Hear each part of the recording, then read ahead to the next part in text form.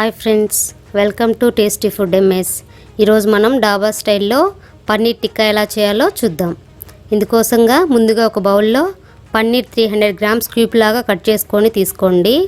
ఇందులో పెరుగు ఒక హాఫ్ కప్ థిక్గా ఉండాలండి పెరుగు. నెక్స్ట్ టేస్ట్కి సరిపడా సాల్ట్,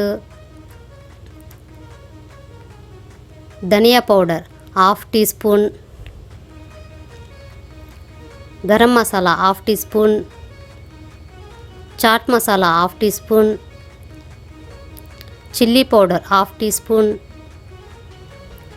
టర్మరిక్ పౌడర్ చిటికెడు.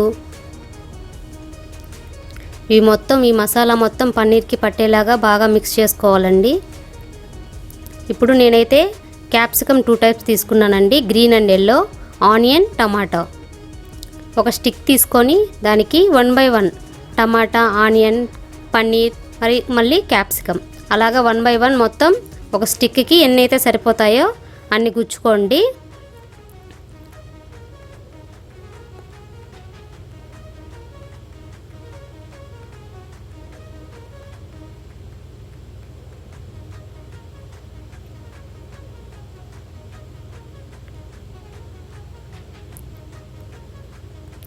స్టవ్ పైన ప్యాన్ పెట్టుకొని, నేనైతే గ్రిల్ ప్యాన్ పెట్టుకున్నానండి. మీ దగ్గర గ్రిల్ ప్యాన్ లేకపోతే మామూలు టవా ఉంటుంది కదా అండి, దోశ టవా, దాన్ని పెట్టుకొనైనా చేయొచ్చు.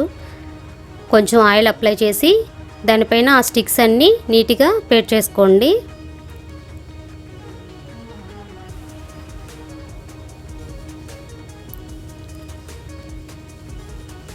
మధ్య మధ్యలో ఆయిల్ అప్లై చేస్తూ చుట్టూ తిప్పుకుంటూ కాల్చుకోండి.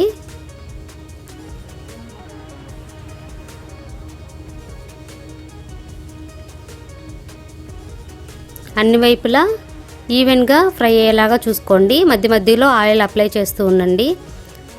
అంతేనండి, డాబా స్టైల్లో చాలా రుచిగా ఉండే ఇంట్లోనే చేసుకునే పన్నీర్ టిక్కా రెడీ.